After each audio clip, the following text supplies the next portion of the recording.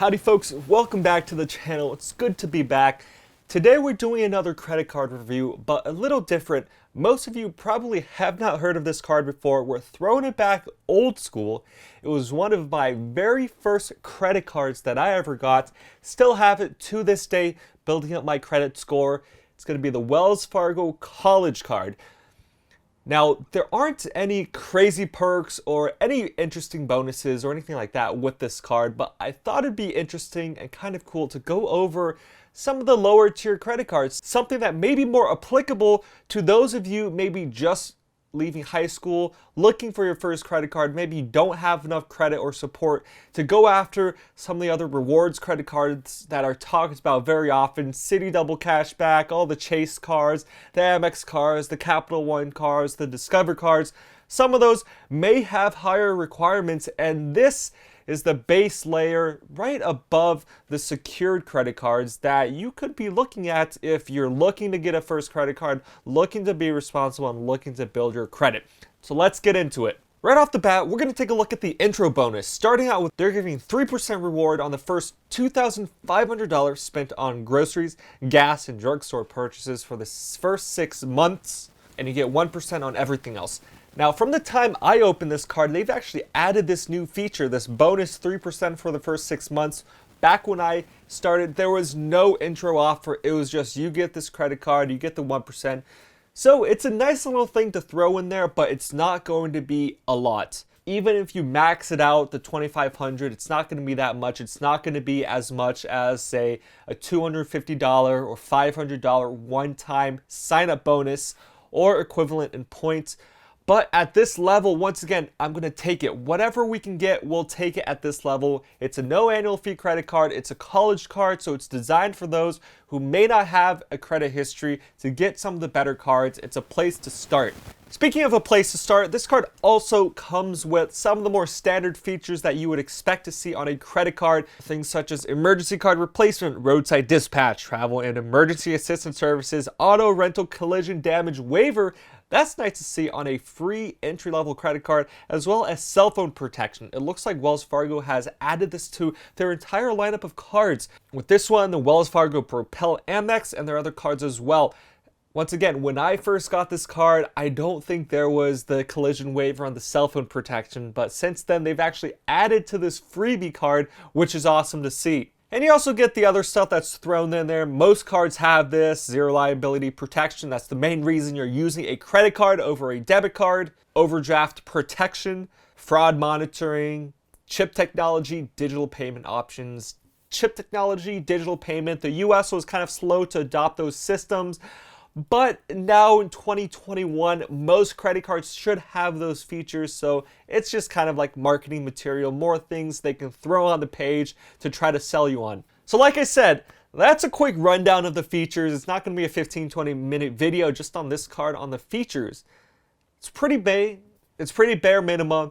And although these are the basic things that all credit cards should have, it should also be a red flag, a big red flag, if you're looking at a credit card without these benefits. Right? First off, liability protection, fraud protection, that should be on there regardless. I've never seen a credit card without that.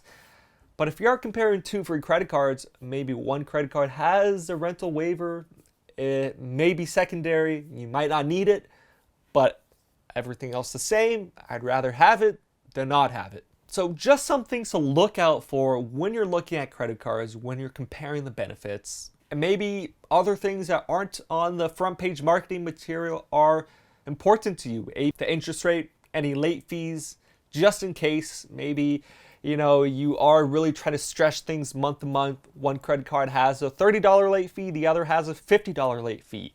Everything else the same. Maybe you want to go for the $30 one with a lower interest rate, if you can get approved for it, just in case something happens. Save yourself some money anywhere you can to create some savings, create a better deal for you. Remember, there are tons of credit cards out there, and if you can qualify, even if you don't have a great credit history, it's always good to do some shopping. The advantages of using even just a basic level credit card versus a debit card if you're just starting out: with a debit card, you're not likely to get any rewards. Some, like the Venmo card, PayPal card, other Cash App cards might give you like 1%, half a percent. But with this, you're also getting the extra cell phone protection if you pay off your cell phone bill with that credit card. So if you're on a family plan, it might not apply. The rental damage waiver, the fraud liability protection if your card gets stolen, it's not unauthorized. You have a way of recourse there. But what I wanted to focus on is the reason why cards like this exist. Obviously, if you have a choice between this card and let's say a Citi Double Cashback or Chase Freedom Flex or Capital One It, you're obviously going to go with those. It's all no annual fee for the base level ones. And those ones you can get 2%, 3%, 5% rewards on certain categories, a whole list of other benefits with third-party merchants, DoorDash, Lyft, Uber, restaurants, things like that. But college credit card, it's targeted towards, and you'll see this on a website, for people trying to start out on their credit journey, trying to build their credit score. So really people without a credit score. And your mileage will vary, but if you can qualify for like a college card or a starter card, I'd rather recommend this over something like a secured card where maybe it's more designed towards people that have had credit in the past, something happened, they're trying to rebuild, they literally have no access to any credit. Those are also designed for people with bad to little credit. This one may be designed for more people trying to build up credit without a credit history. So secured card, you pretty much have to put down a deposit and that's the limit you get. So you can't spend more than you have. It's kind of like just managing your money to show the credit card companies, the banks, that you can be responsible, funny enough, for them to actually lend you more money. But you have to put up your money. This, it's a full-fledged credit card. You get your monthly bills, you don't pay it on time, you pay interest, late fees, all that good stuff, all that bad stuff, I might add. So really do be careful since this is a starter credit card. If you think, wow, yeah, I'm gonna jump in, I've heard about credit cards, and you miss a couple payments, credit starts to take a downturn, you might as well have been better off sticking with the debit card until you can actually use some of these cards responsibly. Now, the one thing I do want to say about this card is they do have some of the extra features that I'm thrilled to see that weren't there back when I had it, but I really think for these basic starter cards, what you want to look at is something to help you manage your money.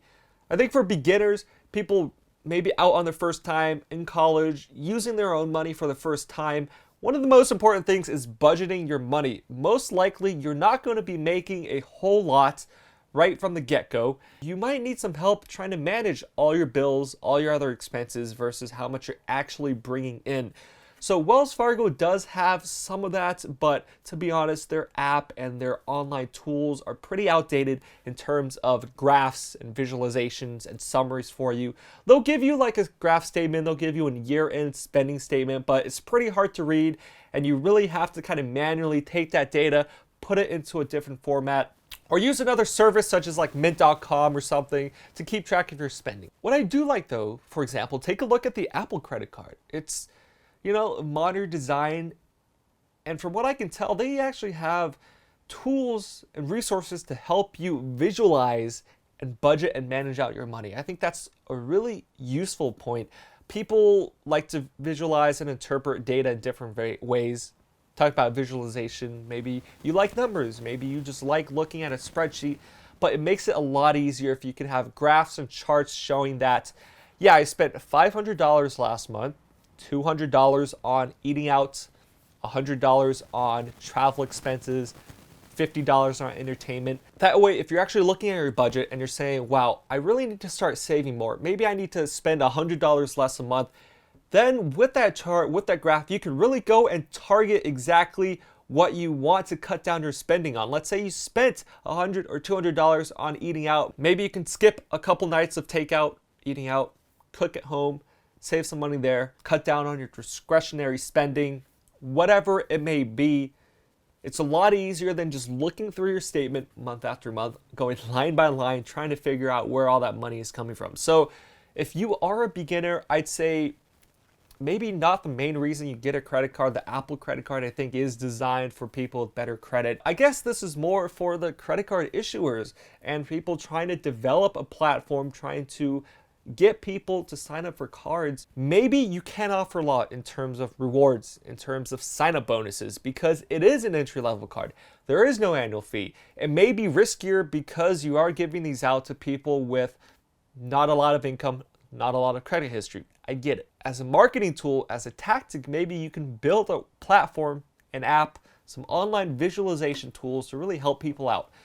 Third-party tools, there are a ton of, but it would be cool to kind of integrate it all into one, especially since first-time credit card users, you're not going to have like 5 different credit cards, 6 different bank accounts, and you need a central place to look at that, which is what other tools like Mint are really good at. You can just link your credit cards, your bank accounts, your retirement accounts, and see everything in one place. But like I said, if you're just starting out, keep it simple. Maybe you have 1 credit card, 1 bank account, and everything you need is just all in one place. So just a thought. I know the actual card itself wasn't really exciting, nothing crazy, no $100,000 bonus points or 5% back on travel, anything like that. But I thought I'd go back, throw back a little, going back to the good old days of first credit card. And before I conclude, just want to touch upon the point that one component of your credit score is your credit history. So there are a bunch of different factors that make up your credit score. Credit history is one of them.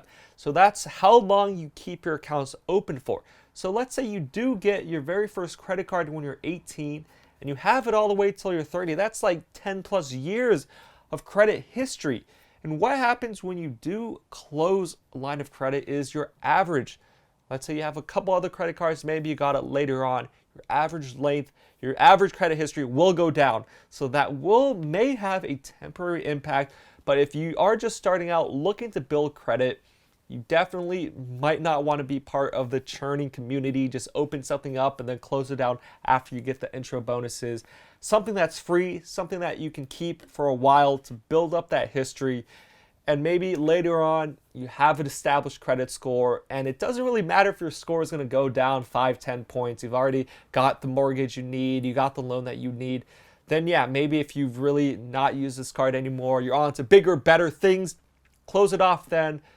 But until then, even if you have other cards you'd rather use it once a month, once a quarter, just so it doesn't get closed for inactivity.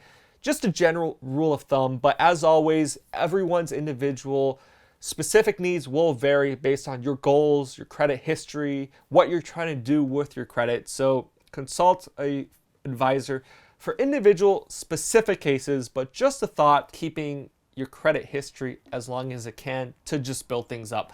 But that's all I have for you today, this throwback review and overview what I think of general credit cards. If you liked the video, hit that like button, get subscribed to the channel if you like the content. Thanks for watching. Peace.